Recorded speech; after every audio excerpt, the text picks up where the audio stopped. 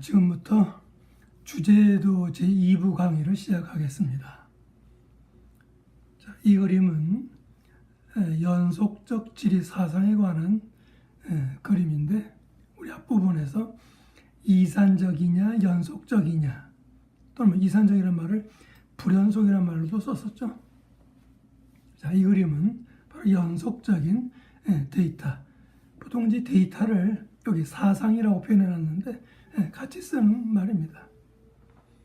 여기서 보면 기온의 연교차를 표현한 것인데 결국은 연교차라고 하는 것은 이제 기온에 관한 얘기니까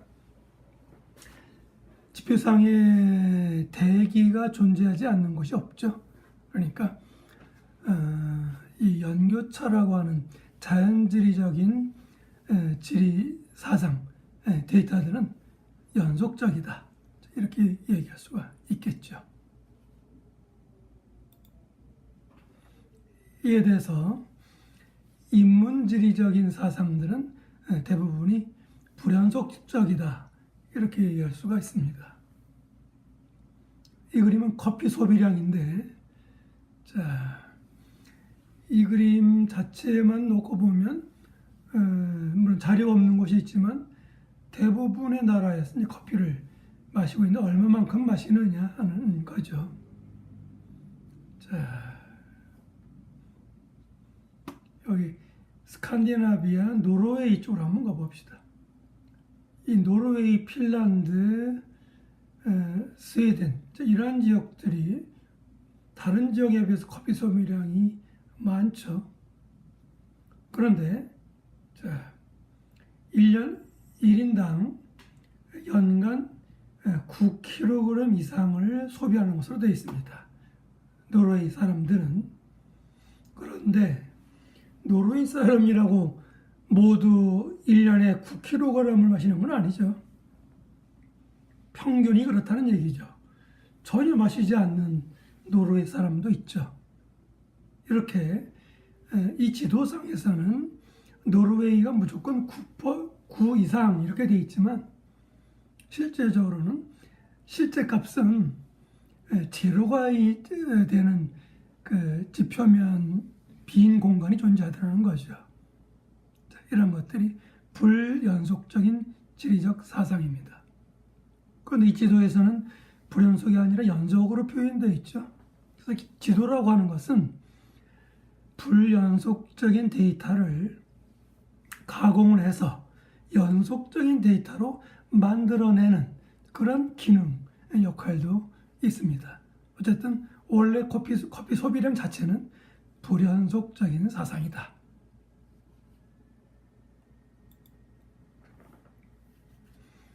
자, 지금까지는 그 주제도에 관한 일반론적인 얘기를 했습니다.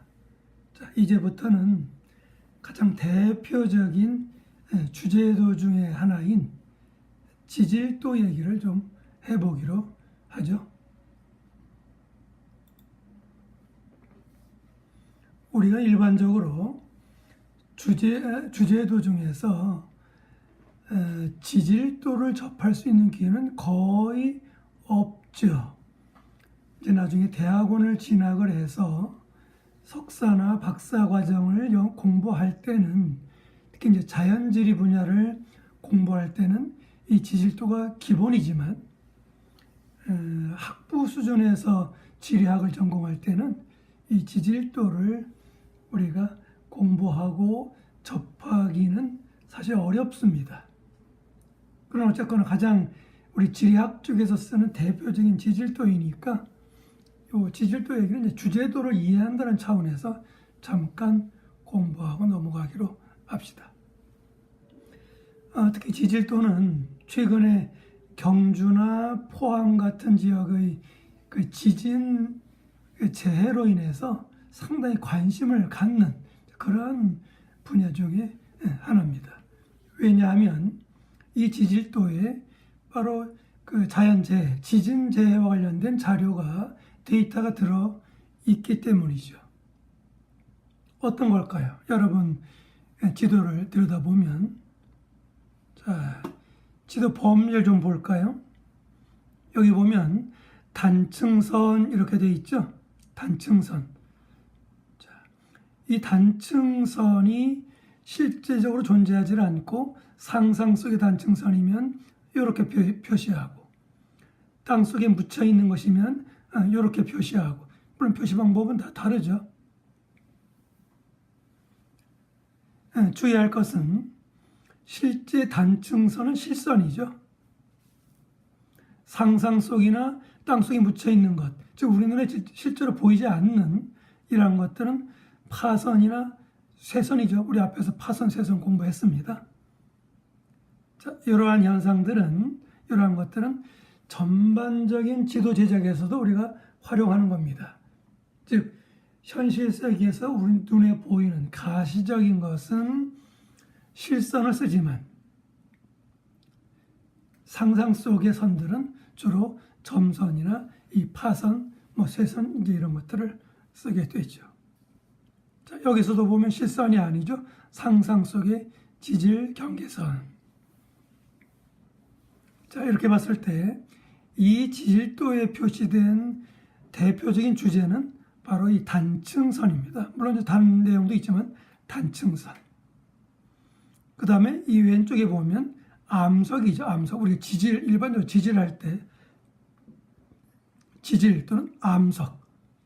그래서 암석과 그 단층과 관련된 정보가 이 지질도에 들어가 있는 것들이죠. 자, 이 내용들을 구체적으로 우리가 알 필요는 없습니다만 이런 것들이 대표적인 주제도이다.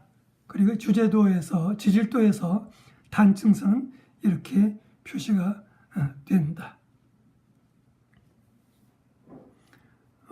이왕 얘기 나왔으니까 이 단층선 얘기는 우리 임용고사에서도 가끔 나오지 않습니까?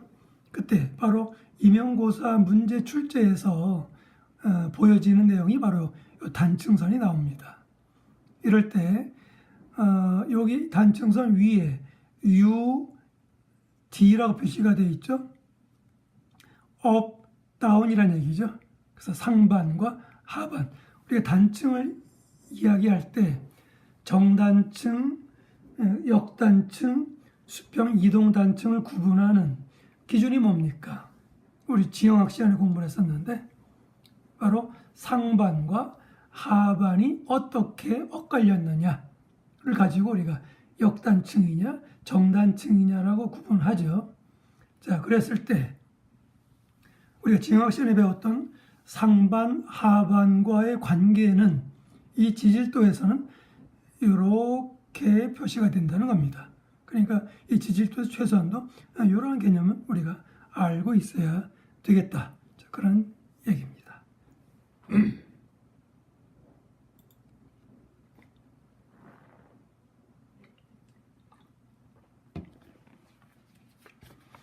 자, 이건 암석에 관한 얘기입니다. 암석. 지질도에서 우리가 암석을 판별할 일도 아마 거의 없을 겁니다. 자, 그러나 우리가 여기서 지질도를 얘기하는 것은 지도와 관련되는 것이기 때문에, 자, 지도란 무엇이냐, 주제도란 무엇이냐, 그 얘기이기 때문에 이 지질도를 통해서 우리가 주제도를 한 번 더 이해의 깊이를 좀 한번 높여봅시다. 이 그림은 주상도 이렇게 되어 있는데 주상도가 뭐냐? 우리가 땅속 지층이 단면도를 딱 잘랐을 때 그 단면도에 드러나는 지층, 즉 암석이겠죠. 암석. 그러나 이제 암석보다는 지층이라는 말을 많이 쓰는 것은 암석이 아닌 흙으로 되어 있는, 토양으로 되어 있는 부분도 지질도에 포함되기 때문에 그냥 우리가 암석이라고 얘기하면 좀 곤란합니다. 어쨌든 지층의 단면도상에서 드러나는 그러한 지질 구조를 지도상으로 표시할 때 그러한 지도를 우리가 주상도라고 합니다. 주상도. 주자는 기둥주자입니다. 기둥 모양으로 딱 잘랐다는 겁니다. 자, 그런데 그 지층에 나타나는 암석의 특징을 지도에다가 어떻게 표시할 것인지. 자, 그러면 기호를 써야 되겠죠. 기호. 어떤 기호를 썼나가 이제 이 그림의 핵심입니다. 복잡하죠? 복잡하니까 이 기호들을 세 개의 그룹으로 나눠보겠습니다. 세 개의 그룹. 우선 여러분 이제 글씨 작긴 하지만 제가 힌트를 주겠습니다. 세 개의 그룹으로 나뉘는데 1번부터 여기 40번까지가 되어 있습니다. 1번부터 오른쪽 끝에요. 40번. 이럴 때 1번부터 쭉 내려가서 여기 보면 27번이 있습니다. 그래서 1, 2, 3, 4, 5, 6, 7, 8 이렇게 쭉 해서 여기 27번까지. 자, 요 1번부터 27번까지가 하나의 그룹이에요. 이제 세 개의 그룹으로 나눈다고 그랬죠. 하나의 그룹이에요. 그 다음에 여기 28번부터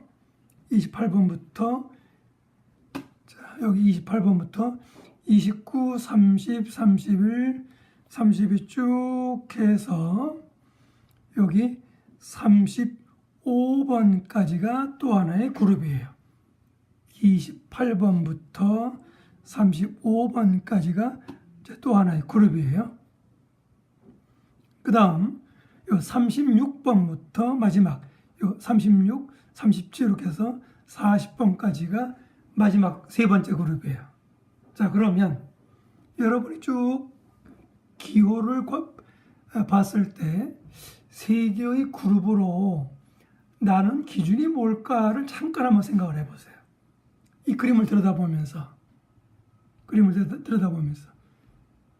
자, 이 그림은 뭐라 그랬죠? 암석의 종류라고 그랬습니다. 암석, 지층 또는 암석.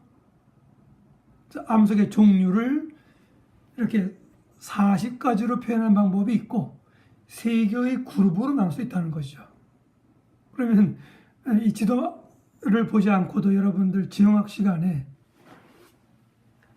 암석을 세 종류로 나눌 때 무엇으로 나눴느냐는 얘기죠. 기억납니까?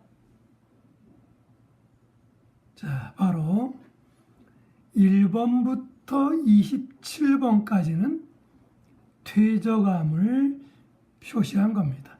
퇴적암. 그 다음 28번부터 35번까지는 뭘까요? 자, 퇴적암이 나왔으면 그렇죠. 화성암을 표시한 겁니다. 마지막으로 36번부터 40번까지는 먼저 하나 남았지 않습니까? 변성암을 표시한 겁니다. 어때요? 그렇게 놓고 보니까 그 암석의 특징이 조금 반영되어 있는 것 같지 않습니까? 여러분 기호 다시 되살려서 퇴적암의 특징이 뭐라 그랬죠? 상대적으로 무엇이 발달한? 그렇죠. 층리가 발달한 암석. 그래서 바로 이 층리를 강조하는 겁니다. 물론 세부적으로 이제 그렇지 않은 경우도 있지만 전반적으로 퇴적 층리를 강조한 거죠. 그래서 여기 보면 이런 층리가 강조가 되어 있죠. 층리, 수평, 특히 수평 층리 이런 층리가 강조가 되어 있습니다. 정말 수평 층리죠. 물론 이런 것도 이제 여감이긴 하지만 이렇게 수평 층리가 보입니다. 이것도 크게 보면 수평 층리죠.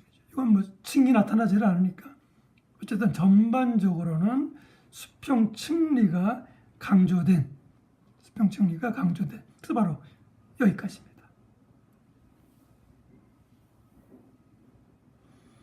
그 다음에 화성암의 특징이 뭐라 그랬습니까?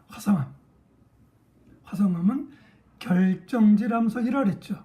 왜냐하면 마그마가 크리스탈라이제이션 돼서 만들어진 것이 이제 화성암이라고 했으니까 결정화됐으니까 바로 그 결정질이 눈에 보이든 안 보이든 그런 것들이 바로 이 화성암의 특징이죠. 화성암의 특징. 그래서 바로 대표적인 이제 화성암이 여기 보면 화강암이라고 되어 있는데 화강암은 좀 여러분 이런 결정질의 집합이니까 이런 식으로 해서 물론 이제 여기 현방 같은 경우는 조금 경우가 다르긴 하지만 어쨌든 큰 특징으로 보면 화성암의 특징인 결정지를 이제 표현하려고 노력했다는 겁니다. 재밌는 것은 여기 이제 주상절이 살짝 나타나죠. 용암의 흐름도 보이고. 그래서 암석의 특징을 이 기호, 주상도의 기호에 활용을 했다는 겁니다. 마지막으로 변성암의 특징이 뭡니까? 자, 여기 36번부터 40번까지. 자, 이 그림들의 공통점은 뭐예요? 바로 염리가 나타난다는 거죠. 염리. 기억나십니까? 염리.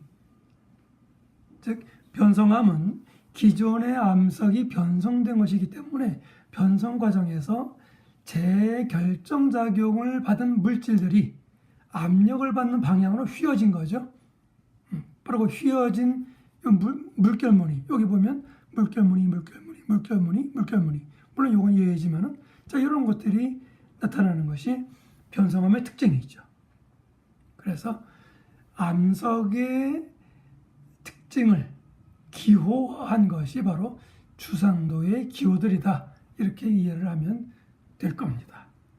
자, 그럼 이제 여러분들이 이 지질도를 통해서 우리가 주제도를 만들 때 그 주제를 보여주는 기호를 어떻게 만들어야 되겠구나라고 하는 생각을 할 수가 있을 겁니다.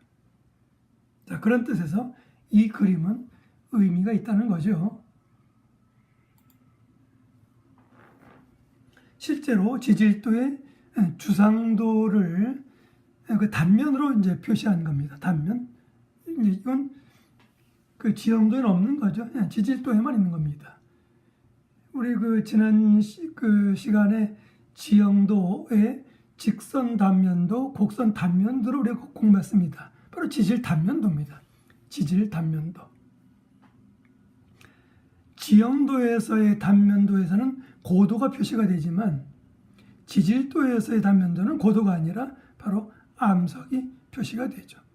위에서 내려다본 것이 아니라 옆으로 본 거죠. 그러니까 이만큼 이렇게 깊이 들어가면서 이 암석이 두 암석의 경계층이 있겠지만 이렇게 지표면에서는 이 화강암이 이 정도지만 땅속으로 들어가서는 이만큼 넓어진다는 얘기죠. 왜 이런 주상도가 필요하냐? 지질 단면도가 필요하냐? 여기다가 빌딩을 짓는다. 자, 500층 건물을 짓는다. 그러면 이 깊이까지 파고 내려가서 기초를 다져야 되기 때문에 여기에 모래 충적층, 즉 모래층이 있으면 곤란하지 않습니까? 뚫어봤는데 자, 10m도 안 내려가서 충적층이 있더라. 그럼 곤란하죠. 자, 그러한 것들을 우리가 알기 위해서 이렇게 깊이까지 이렇게 지질 단면도를 작성을 하는 겁니다. 그래서 이 그림에서 보면 여기는 편마암이구나. 여기는 화강암이구나. 여기는 화성 콤플렉스구나. 이건 이제 복합적인 그 암석이라는 얘기입니다. 화성암 콤플렉스. 화성암 중에서도 이제 우리가 암석을 분명하게 캐치 못한다, 알지 못한다. 이제 그럴 때 콤플렉스라는 말을 씁니다. 보통 우리가 경기 편마암 콤플렉스 이제 뭐 그런 얘기들을 우리가 지질에서 많이 쓰죠. 어쨌거나 자, 이런 것들이 주제도 중에 하나인 주상도 또는 뭐 지질 단면도 역시 기호로 표시가 되어 있죠.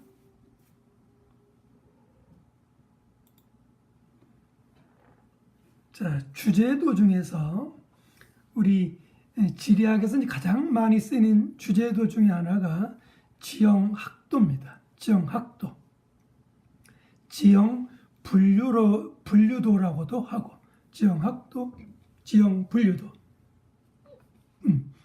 영어로 보면 여기 지오모폴로지컬 맵, 바로 지형학도입니다. 그 다음에 지형분류도, 랜드폼 클래시피케이션 맵, 지형분류도. 같이 쓰기도 하고 뭐 조금 뭐 다르기도 하고. 자, 이 지형학도 얘기를 좀 해보기로 하죠. 자, 전형적인 지형학도입니다. 물론 우리나라 것은 아니고 외국의 지형학도를 이제 가져와 봤습니다. 그럼 지형학도가 뭐냐? 일반 지질도와 지형도와 무엇이 다르냐? 자, 여기 보세요. 겐지스강 죄송합니다.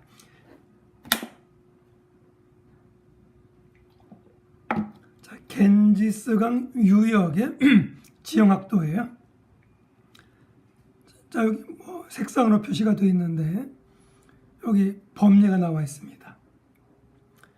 여기 UT 하면 고의 단구.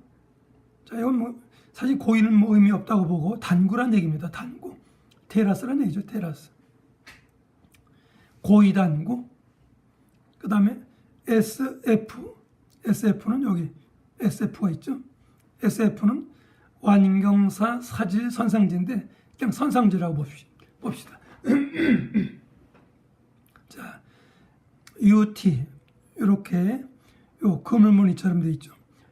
이 부분은 단구, 이 부분은 선상지. 여러분 많이 들어봤지 않습니까? 지형학 시간에. 자, 선상지, 단구.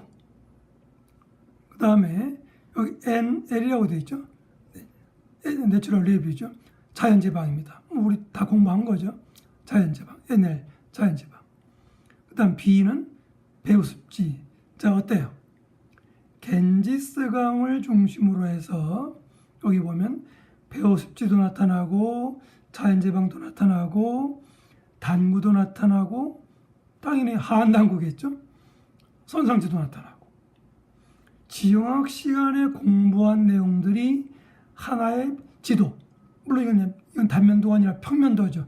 평면도로 지형 분포, 지형 분포를 평면도로 표시를 했죠. 이것이 지형학도입니다.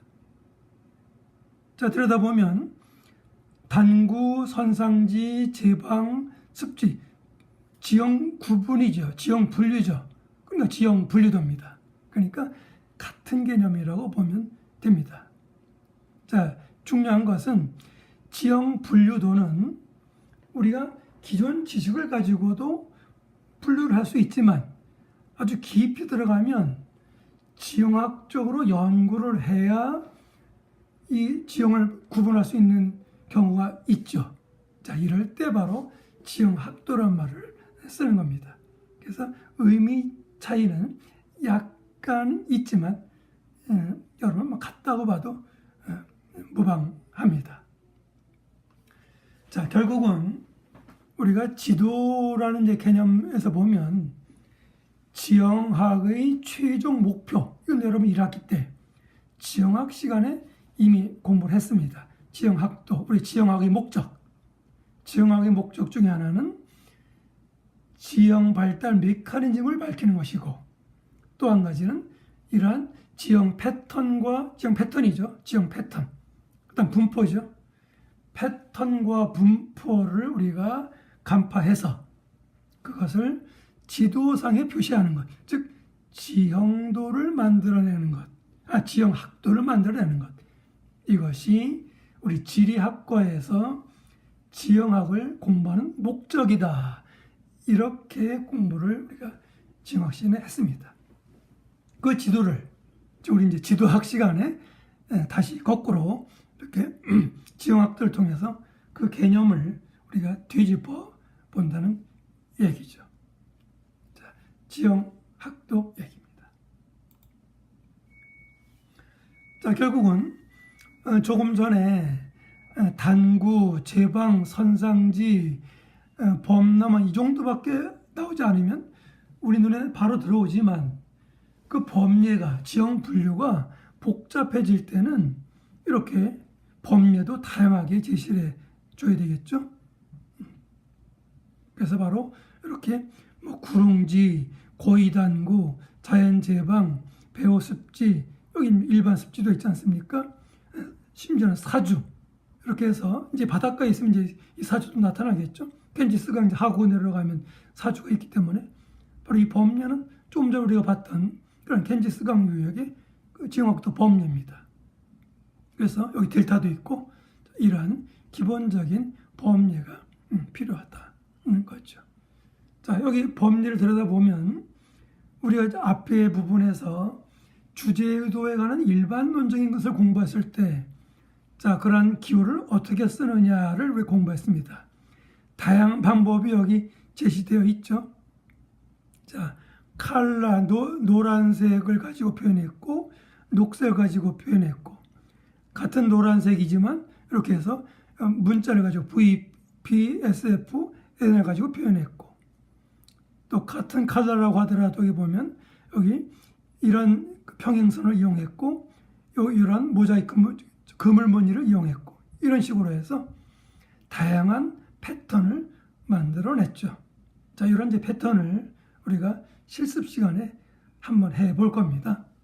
어쨌든 이러한 패턴은 결국은 그 주제도에서 기호를 표현하는데 우리가 활용하게 된다. 그런 얘기입니다. 자, 지형 분류도의 또 다른 사례입니다. 여기서 보면 아주 세분화됐죠. 해성단구, 하성단구. 즉 단구라고 하더라도 여기는 해성단구, 해안단구, 우리가 보통 해안단구라고 하죠. 하안단구라고 하고 이런 식으로 해서 역시 단구를 해안단구와 하안단구로 구분할 때 역시 이렇게 구분을 한다는 거죠. 이런 것도 전부 다 지형 분류도다. 자, 해도로 들어갑시다.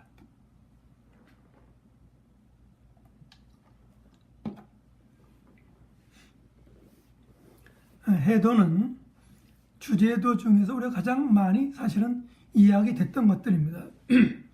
여러분이 고등학교 때 지리 시간에 아마 이 해도를 공부를 한 사람도 있을 거고, 해도 자체를 공부하지 않았다고 하더라도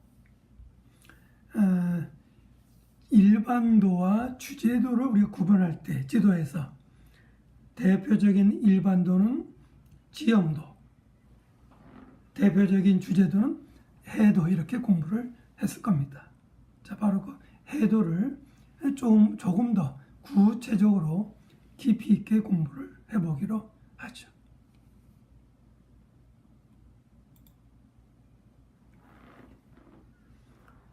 자, 우리 문명의 기억이라고 하는 비디오를 볼 때 나왔던 스틱 차트, 우리말로 하면 막대지도죠. 막대지도. 자, 지금도 이 마셜 지도에서 막대지도가 쓰이고 있죠. 자, 이 막대지도는 밑에 보면 야자나무 줄기와 조개 껍질을 이용해서 만든 항해도다. 자, 그러니까 이 스틱 차트, 막대지도는 결국은 뭐냐? 해도의 기원이 된 것이다. 이렇게 이해하면 될 겁니다. 해도. 자, 그럼 이제 해도가 무엇인지는 인지할 수 있겠죠.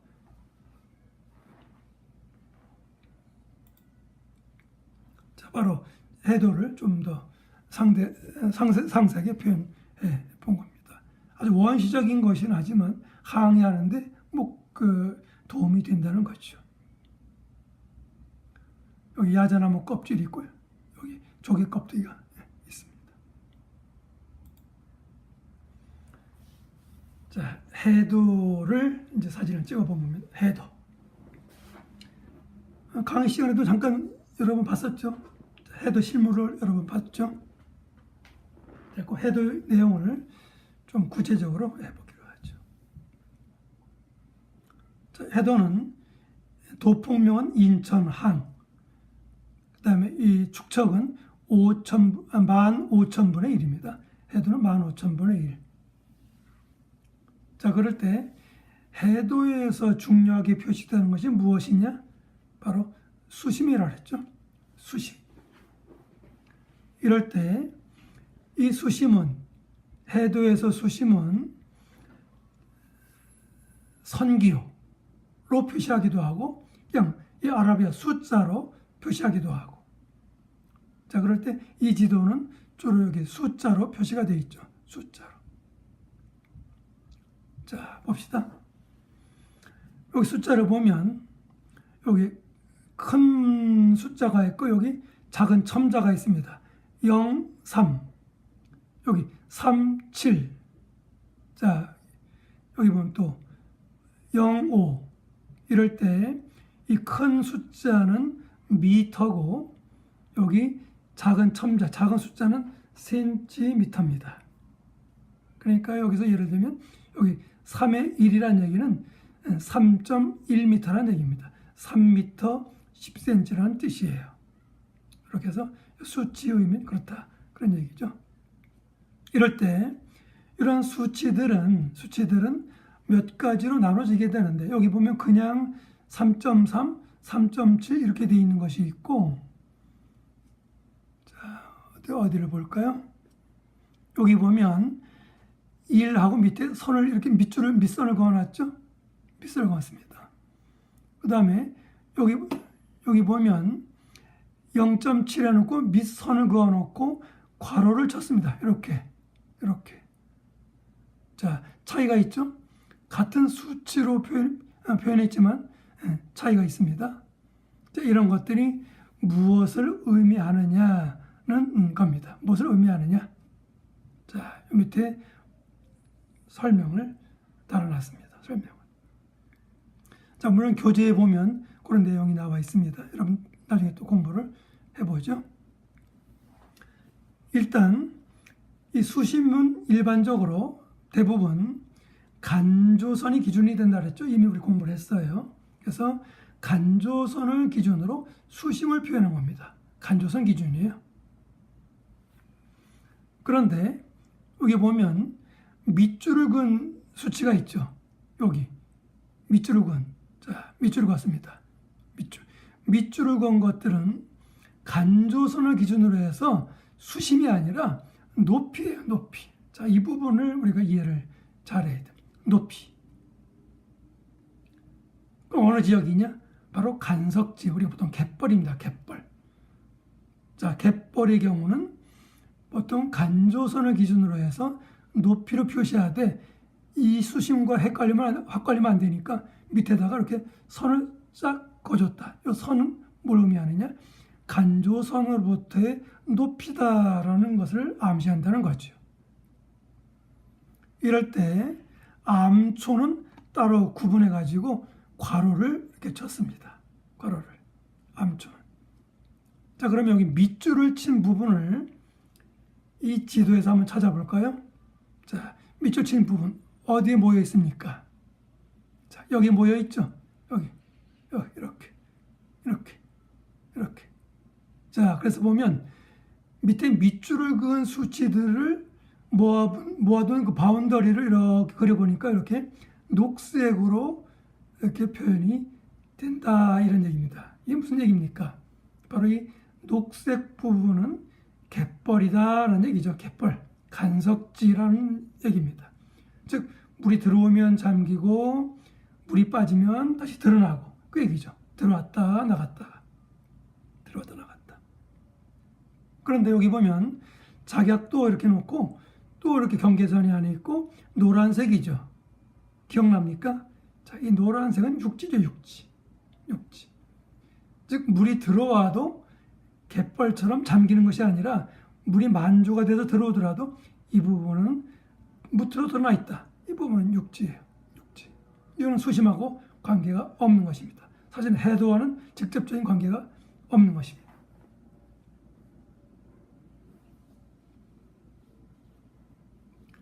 자, 여기 보면 밑줄을 긋지 않은 부분이 있죠. 만조시에도 노출되는 경우, 이것은 평균 해수면 기준을 높이로 해서 표시한다. 자, 바로 이 밑에 있는 이 부분이 뭡니까? 요게 바로 육지에 해당된다는 거죠. 육지지만 바다 속에 있기 때문에 일반 육지와는 달리 이렇게 괄호를 쳐가지고 표시를 했다는 거죠. 그래서 다시 정리하면 요 위에 두 부분, 이 부분과 이 부분은 기준이 뭐예요? 간조선이에요. 간조선 기준이. 요 부분은 바로 평균 해수면이에요. 평균 해수면. 조금 복잡하죠. 그래서 사실은 해도에서는 이것도 별로 중요하지 않지만 이제 배가 지나가다가 그 작은 암석이라든지 바위섬이라든지 이런 것들이 여기에 해당이 되겠죠. 물론 암초는 물이 잠겨 있는 거지만 이런 것들을 피해가라고 이런 것들을 표시해 놨습니다. 그래서 바로 이제 이 그림에서 보면 노란색은 육지, 만조선 때 드러나는 곳, 녹색은 만조 땐 잠기지만 간조 땐 드러나는 갯벌, 간석지라고도 하고, 그 나머지 여기 연한 녹색과 흰색 부분은 바로 간조 때도 물로 잠겨 있는 것, 즉 우리가 말하는 쉽게 말하면 바다죠, 바다. 그럼 여기 흰색과 옅은 파란색이 무슨 차이가 있느냐? 수심이 5m가 안 되는 부분, 5m가 넘는 부분, 즉 얕은 바다, 깊은 바다라는 거죠. 그래서 이렇게 구분해 가지고 배들이 지나다닐 때 큰 배들은 이 경계선 안으로 들어오지 말아라, 그런 뜻을 지니고 있다, 그런 얘기죠. 자, 그 다음에 조금 전에 수심을 표시할 때 이렇게 숫자로 표시하기도 하고 선으로 표시하기도 한다고 했습니다. 선. 그럴 때 바로 수심을 표현하는 것이 등심선이죠. 자, 이 그림에서 등심선은 4개가 있습니다. 자, 이러면 한번 찾아보세요. 여기 있죠? 이렇게, 이렇게, 이렇게. 자, 그래서 이 선은 수심 2m라는 등심선이죠. 수심 5m, 10m, 20m예요. 자, 선 모양을 좀 들여다보세요. 이건 2개 점을 땡땡 찍은 점선이 일종의 점선이죠. 요거는 파선이죠. 요거는 기억납니까? 이 선은 무슨 선이라고 했어요? 세선이라고 그랬죠. 세선. 그래서 점을 하나 찍으면 1점 세선, 2개 찍으면 2점 세선. 그래서 하나 찍었다 해서 10m, 2개 찍었다 20m, 이제 이러한 상징적인 의미를 지니고 있습니다. 어쨌거나 이 그림에서는 수심이 이렇게 수치로 표현되기도 하고 이렇게 등심선으로 표현되기도 하고, 그래서 이제 이런 것들은 범례로 이제 인지를 해놔야 우리가 해도를 잘 이해할 수가 있겠죠. 자, 이건 뭐 이제 또 다른 그림에서의 그 해도 개념입니다. 해도. 우리 여러분 이제 월미도, 인천 앞에는 월미도가 있죠. 소월미도가 있고. 자, 이 그림에서는 무엇을 이제 보기 위해서 이 그림을 제시한 것이냐면 여기 보면 글씨가 작긴 하지만 검조소라고 되어 있죠. 검조소. 기억나죠? 즉 검조서, 검조소 또는 검조장이라고도 합니다. 조석 간만의 차를 검사하는, 조사하는, 측정하는 그런 장소란 뜻입니다. 그래서 수시로 이 검조소에서는 여기 인천 앞바다는 조석 간만의 차가 크기로 유명하지 않습니까? 그래서 바로 만조와 간조, 그 물이 드나들물 수시로 우리가 측정을 해서 얼마만큼 평균을 했으면 우리가 계산해 낼 수 있느냐, 또 어디를 간조선으로 우리가 기준을 삼아야 되겠느냐를 결정하기 위해서 이 검조소라고 하는 장소가 필요한 겁니다. 그래서 전국에 몇 년 전에 기준이긴 합니다만은 제 기억으로는 23군데 항구에 검조소가 설치되어 있는 것으로 저는 알고 있습니다. 지금은 더 늘을 수도 있고, 물론 이제 줄을 수도 있겠죠.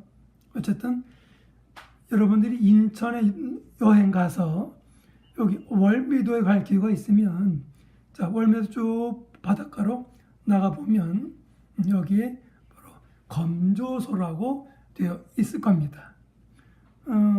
대부분은 뭐 이제 철조망으로 이렇게 쳐져 있고 문이 닫혀 있습니다만은 뭐 지리학과에서 공부하러 왔다 그러면 뭐 문을 열어주기도 하고 또 뭐 어떤 때는 오픈되어 있기도 합니다.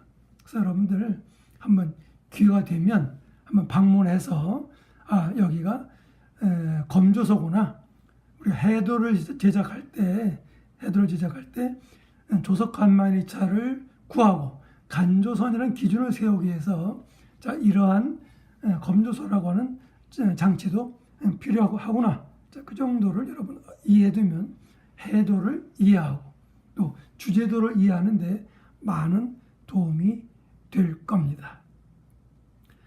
자, 이렇게 해서 해도 이제 공부할 내용이 좀 남아 있습니다만 그건 강의 시간에 더 보충하기로 하고 지금 이제 비디오는 그 보강 자료로 만든 것이니까 보강은 요 1부, 2부까지 해서 여기까지 마치는 걸로 그렇게 하겠습니다. 수강하느라 수고드렸습니다. 마치겠습니다.